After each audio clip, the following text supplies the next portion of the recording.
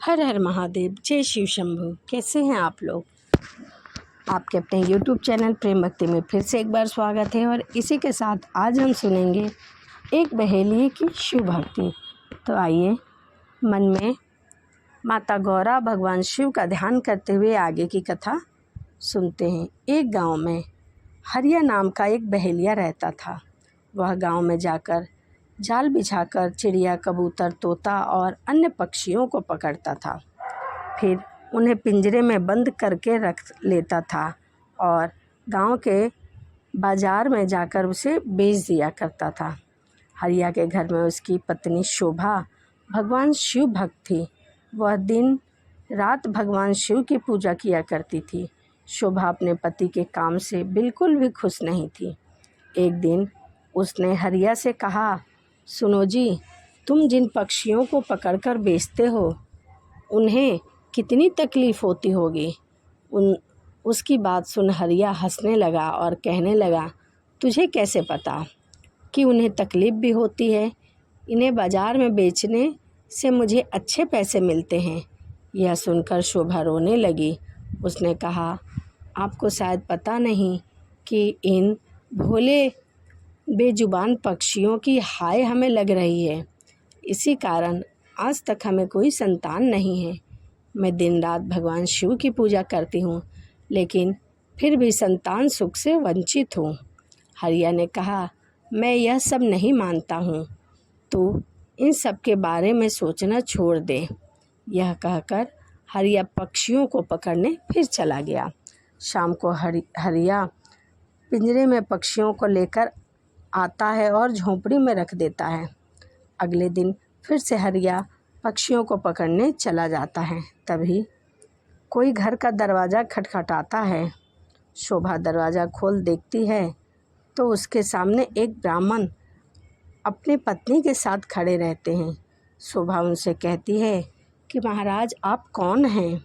तब ब्राह्मण कहते हैं कि बेटी, हम बहुत दूर से आए हैं और इस गांव में शिव मंदिर में अमर कथा वाचने वाले हैं, इसीलिए घर घर जाकर उसका निमंत्रण दे रहे हैं। तुम भी कल से अपने परिवार के साथ कथा सुनने अवश्य आना। यह सुनकर शोभा बहुत खुश हुई।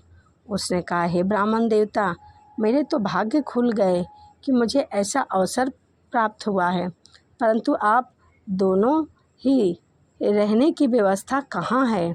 तब ब्राह्मण ने कहा, बेटी, मंदिर के पंडित जी ने हमारा रहने और खाने का इंतज़ाम मंदिर में ही कर दिया है और इस गांव में जो भी हमें सम्मान और प्यार देगा और भोजन कराएगा, हम उसके यहाँ भी भोजन कर लेंगे।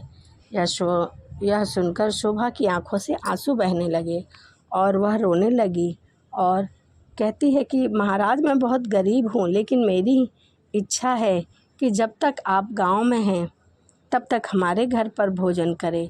मैं जो भी रूखा सूखा खाऊंगी वही आपको खिलाऊंगी।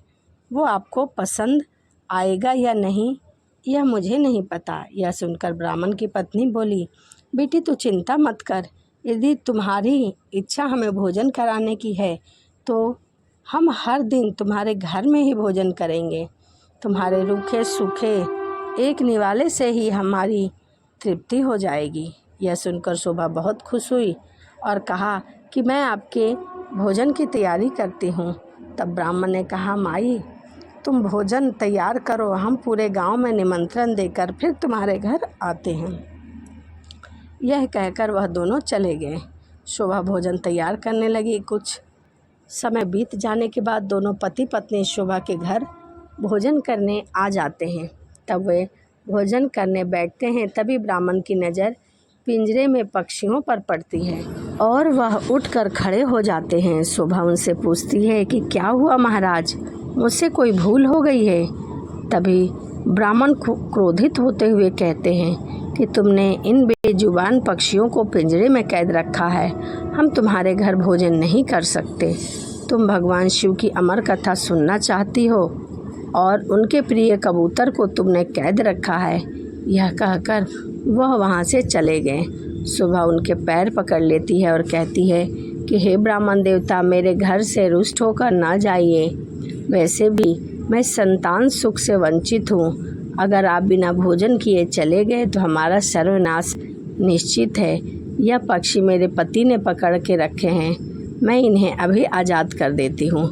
यह कहकर वह बाहर जाकर सारे पक्षियों को छोड़ देती है। यह देखकर ब्राह्मण पति पत्नी भोजन करते हैं और शोभा को सौभाग्यवती और पुत्रवती होने का आशीर्वाद देकर चले जाते हैं। शाम को जब हरिया आता है तो पिंजरा खाली देखकर शोभा से पूछता है।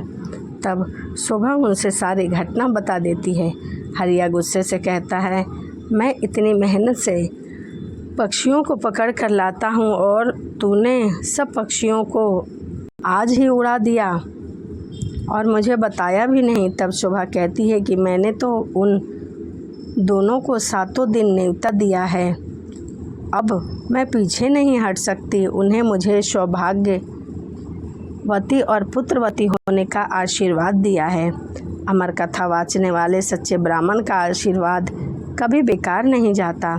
अगर उन्हें भोजन नहीं कराया और उन्हें गुस्से में उन्होंने मुझे श्राप दे दिया तो मेरा सर्वनाश अवश्य हो जाएगा। आप केवल 7 दिन इन पक्षियों को मत पकड़िए, इसका ध्यान रखिए। हरिया को हार कर उसकी बात माननी पड़ी।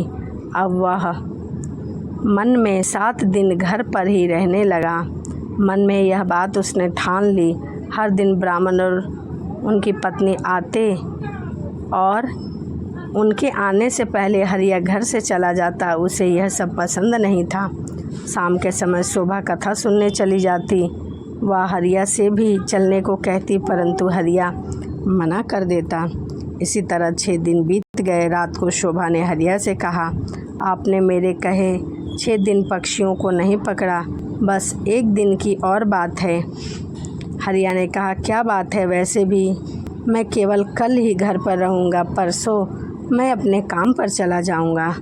तब शोभा ने कहा, कल अमर कथा समाप्त हो जाएगी, मैं चाहती हूँ आप कल मेरे साथ मंदिर चले, कथा सुने।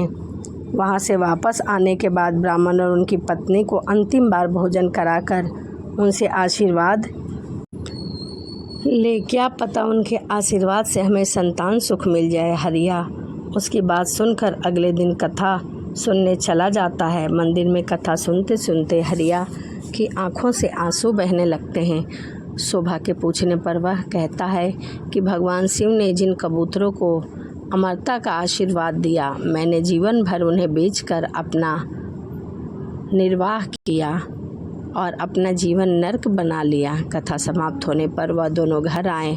हरिया का मन निर्मल हो गया। उसने शोभा से कहा, मैं आज से ही यह काम छोड़ दूंगा और मेहनत मजदूरी करूंगा। कुछ देर बाद ब्राह्मण और उनकी पत्नी भोजन करने आए। हरिया ने उनका स्वागत किया, उन्हें भोजन कराया। उसके बाद हरिया ने अपने मन की सारी बात उनके सामने रख दी।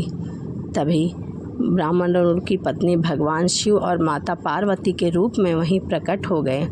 भगवान शिव कहते हैं कि तुम्हारी पत्नी की भक्ति देखकर हम तुम्हें संतान सुख देना चाहते हैं, किंतु तुम्हारे पाप के कारण यह संभव नहीं था, इसीलिए हमें तुम्हारा मन बदलने के लिए भेष बदलकर यहाँ आना पड़ा। यह सुनकर दोनों पति पत्नी रोने लगते हैं और उनके चरणों में गिर जाते हैं।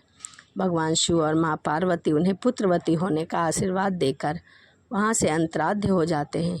भगवान शिव के आशीर्वाद से उनके घर में एक सुंदर कन्या का जन्म होता है। कन्या के आने के बाद उनके दिन बदल जाते हैं, वह काफ़ी धनी हो जाते हैं। तो यह सुंदर सी कहानी थी एक बहेलिये की। आपको कैसी लगी कमेंट ज़रूर करना। इसी के साथ वीडियो यहीं समाप्त करते हैं और आपसे मिलते हैं अगले वीडियो में। सभी को राधे राधे। जय श्रीमन नारायण, हरे कृष्णा।